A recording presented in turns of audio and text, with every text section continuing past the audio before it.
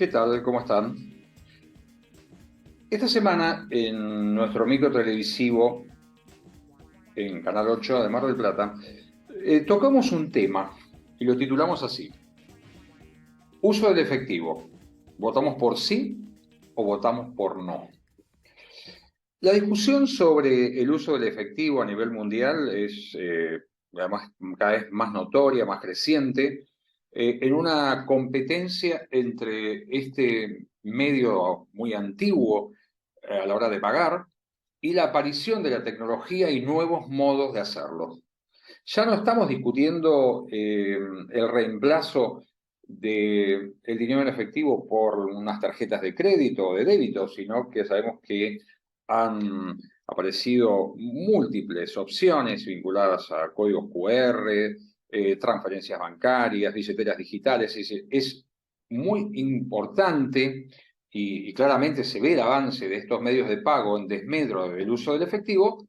Sin embargo, hay países donde todavía está muy arraigada esta cultura del pago en efectivo, con argumentos a los cuales uno puede adherir o no, pero claramente lo que no puede ser es desconocer que hay países que donde todavía, ya digo, esto funciona y el deseo es que siga funcionando. Y vamos a ver también que hay sectores en particular de las sociedades donde el uso del efectivo todavía es más demandado y se sostiene la necesidad de ponerlo a disposición de los ciudadanos. Quería compartir con ustedes unas noticias que tienen que ver con esto y que pueden ilustrar un poco mejor los casos que decimos que están en discusión. Vamos a hablar de Suiza, ¿sí? Un país que tiene una larga tradición financiera como país, en cuanto a las cuentas bancarias, a ser un refugio, un lugar donde las cuentas podían contar con niveles de secreto bancario, que las tornaba quizás más opacas, etcétera. Bueno, muy bien. Todo eso es una historia. Lo que estamos hablando acá es de los suizos en su propio país y la voluntad de poder tener la garantía que el Estado no va a suprimir y va a poner a disposición siempre que los ciudadanos lo deseen el efectivo para llevar adelante sus transacciones.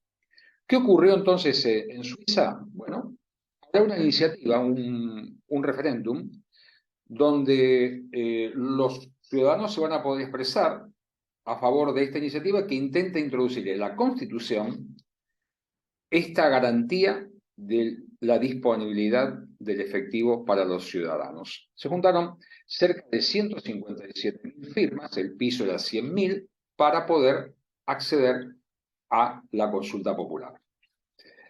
Interesante el mecanismo de la consulta popular, interesante ver que los suizos, eh, caracterizados en un entorno de neutralidad, muchas veces desde el punto de vista político, tienen esta conducta arraigada entre los ciudadanos. Veremos los resultados, ¿no? ¿Cuáles son? Si efectivamente esto termina siendo una realidad y se traduce, ya digo, en una cuestión de garantía constitucional, nada más ni nada menos. Juntos a Suiza, es interesante ver también el comportamiento de lo que está ocurriendo en Suecia, ¿no? Que viene con una larga tradición donde el uso del efectivo casi, podemos decir, no digo que virtualmente ha desaparecido, pero estamos muy cerca de pensar de esa manera. Países cercanos, países desarrollados, países con culturas evidentemente diferentes, donde el eje muchas veces del uso del efectivo, más allá de la comodidad, de la adherencia cultural, de la percepción de aquellas personas que se mueven en efectivo, de encontrar los límites de su gasto de una manera más cercana, hay una cuestión que tiene que ver, y por lo menos así se invoca, con la libertad, ¿no? Con la libertad, con querer poder moverse y poder pagar sin que exista un monitoreo y un seguimiento, no ya por los organismos estrictamente de recaudación impositiva, ¿no? Para decir, bueno, estos dineros que estamos moviendo realmente pueden ser probados, pueden ser justificados por parte de este ciudadano, de esta empresa. ¿no? Los movimientos de efectivo sabemos que evitan la trazabilidad, ¿no? Yo no puedo seguir el rastro de dónde salió el dinero, por lo menos muy fácilmente. En el caso de las tarjetas de crédito, tarjetas de débito, transferencias entre cuentas bancarias, es obvio que sé de dónde sale y a dónde va a parar. Bueno, esta cuestión de la libertad está presente, ¿no? Está invocada así. También hay cuestiones que tienen que ver con la seguridad. Y con la seguridad que muchos ven ausente y el riesgo de la ciberdelincuencia, es decir, los delitos informáticos que se relacionan con las cuentas bancarias que uno tiene y a veces a través del robo de claves, ¿sí? Del falseamiento de identidades, etcétera, uno ve que hay estafas que están montadas sobre esto y que terminan vaciando las cuentas de los titulares, en muchos casos hasta endeudándolos y extrayendo los fondos. Bueno, sabemos que el mundo de las estafas financieras está cada vez más avanzado, cada vez más perfeccionado. Cuando parece que se le encontró el modo de evitarlo, vuelven a aparecer víctimas. Muchas veces las víctimas, vamos a ver que es un tema no menor, son las personas mayores, ¿no? Que carecen de información, que no están debidamente familiarizadas con las cuestiones de la tecnología, y bueno, y son un blanco fácil para el tema de este tipo de delitos, ¿sí? Entonces, Suiza va por ese camino. Va por un camino donde los ciudadanos van a poder decir sí o no. La cuestión no es excluyente.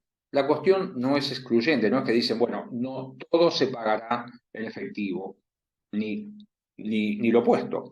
Simplemente es permitir la diversidad de medios de pago. Poder utilizar el medio de pago que a uno le resulte más cómodo. ¿Mm? Aquel medio de pago con el cual está familiarizado, con el que funcionan mejor sus finanzas personales. Esa es la discusión, algo como una especie de omnicanalidad, es decir, bueno, tener distintas alternativas, distintas variantes disponibles y poder elegir cuál quiere utilizar. El caso opuesto, decíamos, es Suecia. En Suecia estamos hablando de una corona digital, estamos hablando de un dinero, de la desaparición del dinero físico y la aparición de un dinero, de una moneda digital, es decir, ya no de los pagos digitales, sino de moneda digital, ¿no? Es un avance que va en una línea completamente opuesta, a pesar de que también vamos a ver que hay grupos que resisten esta cuestión. Efectivo sí, efectivo no. La informalidad económica claramente se asienta, favorece, se alimenta del uso del efectivo.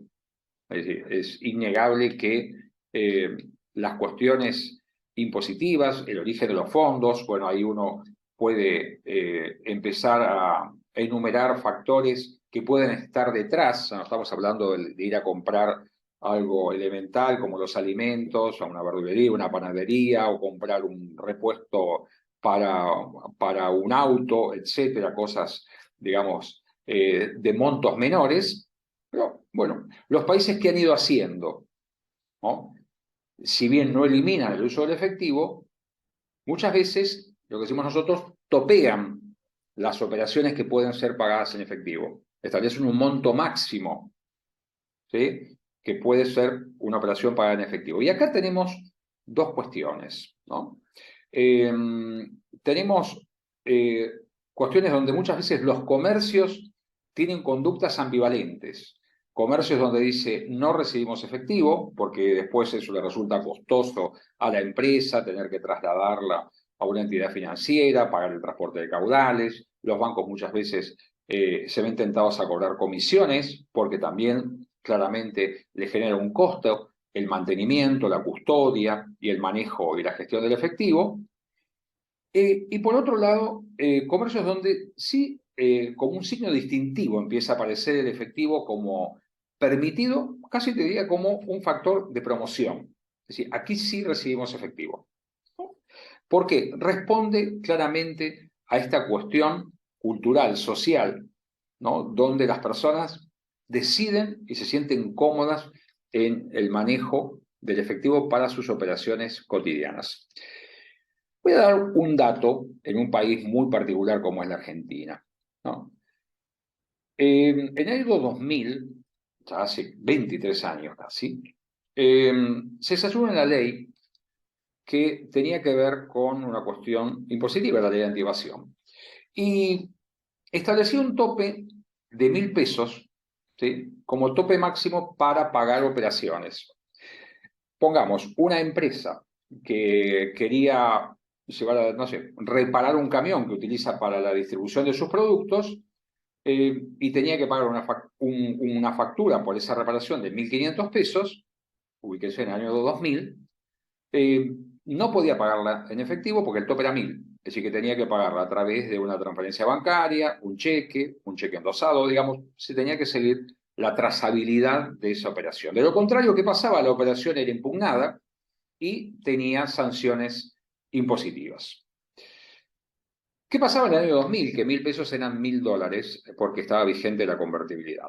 Pues bien, hoy todavía en Argentina seguimos hablando, ¿sí? Seguimos hablando de 1.000 pesos, ¿sí? 1.000 pesos como tope para estas cuestiones.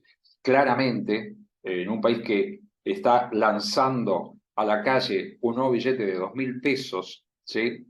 Es la máxima denominación de la moneda física que existe en la Argentina y a todas luces resulta insuficiente. Pensemos si 1.000 pesos es una cifra lógica. Digamos, Argentina es un país con claramente muchas inconsistencias, muchas inconsistencias. En otros países, en el caso de Europa, pueden estar hablando de hasta 10.000 euros, 10.000 euros para operaciones. Aquí estamos hablando de 1.000 pesos, aquí en tierra argentina. Uso de efectivo y diríamos aquellos que están a favor de reducir su participación, y sectores donde es muy fuerte el arraigo del uso del efectivo. ¿Cuáles son? Los adultos mayores, ¿sí? Los adultos mayores que han sido criados, han evolucionado, han vivido en un mundo donde el efectivo estaba disponible y la aparición de la tecnología, la irrupción de la tecnología en las finanzas ha impactado de una manera muy fuerte.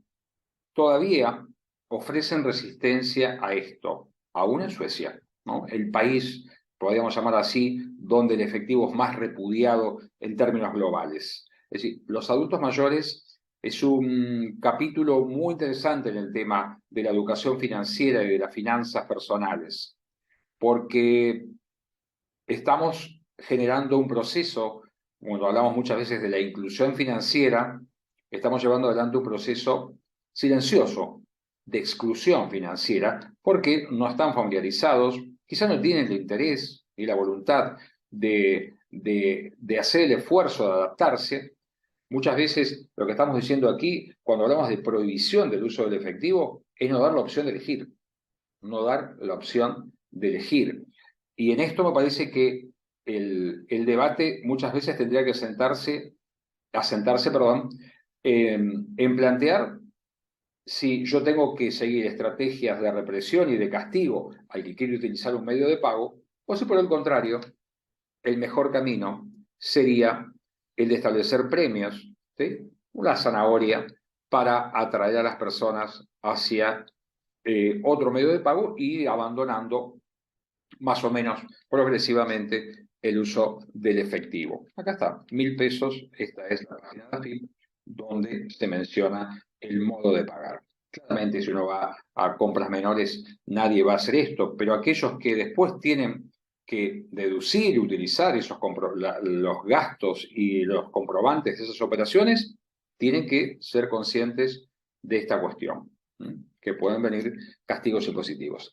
A modo de cierre, y pensando que muchas veces, aún existiendo estímulos, ¿sí? Aún existiendo estímulos para la utilización de medios de pagos, la falta de educación financiera, la falta de una adecuada difusión, de cuáles serían los beneficios que podrían obtenerse el uso de medios alternativos de pago, está ocurriendo también en Argentina, y me parece que es interesante destacarlo cuando nosotros nos sorprendemos de los niveles de pobreza que existen en Argentina. Bueno, me parece que es un dato que no podemos perder de vista.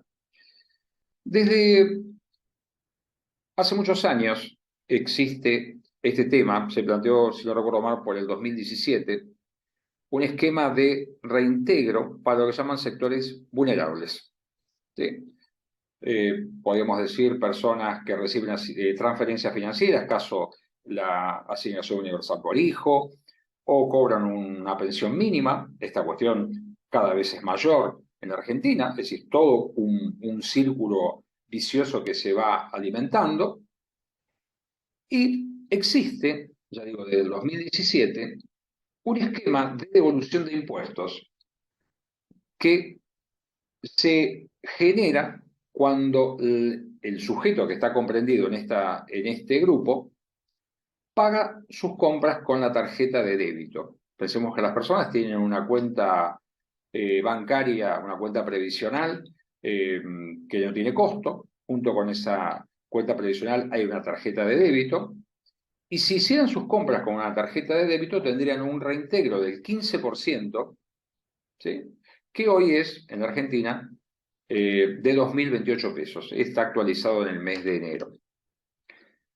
Si uno dice los niveles de pobreza que hay, el hecho de tener jubilaciones mínimas que pueden rondar los 50.000 pesos, uno le podría preguntar a las personas, ¿ustedes estarían dispuestos a renunciar a tener un ingreso adicional de cerca de 24 o 25.000 pesos al año? Seguramente la respuesta sería negativa, ¿no? Pero lo que estamos viendo es que esta devolución de 2.028 pesos, pensemos que estamos hablando del 15%, el 15% de devolución de impuestos, estaríamos hablando de un monto que se puede gastar muy fácilmente para llegar a un ahorro de 2.028 pesos que se acredita entre 24 y 48 horas después de hacer la operación. Es decir, que vuelve a alimentar los fondos que vos tenés en tu cuenta previsional o en la cuenta en que vos te acreditan la transferencia social que hace el Estado. Y bueno, esto tendría que ser verdaderamente un éxito en cuanto al empleo, ¿no? Y que realmente cada vez más personas utilizaran estos mecanismos para pagar. ¿Qué datos hay? No son muchos los datos que hay, pero se estima que de cada 100 personas que podrían obtener la devolución de estos 2.028 pesos a valor de hoy, apenas entre 8 y 9 personas lo hacen. Es decir, que estamos hablando de que hay más del 90% de las personas que potencialmente podrían recibir este beneficio pagando parte de sus compras, ¿no? Parte de sus compras con la tarjeta de débito, podrían acceder a este ingreso adicional, que es una devolución de impuestos. En otros países de América Latina existen mecanismos de devolución del IVA, por ejemplo, en Colombia, es decir, que apuntan a lo mismo, ¿no? A mejorar de alguna manera o a atenuar las condiciones de pobreza que existen en la población. Este es un claro ejemplo de falta de educación financiera, ¿sí? Falta de divulgación de información y hábitos arraigados en el uso del efectivo. Sabemos que las personas muchas veces hacen largas colas para cobrar su jubilación, retirar el dinero y manejarse en efectivo. Eso significa, ni más ni menos, en este punto, sacrificar y perder la chance de obtener recursos extras. Efectivo sí, efectivo no. Efectivo para todo o efectivo para algunas cosas.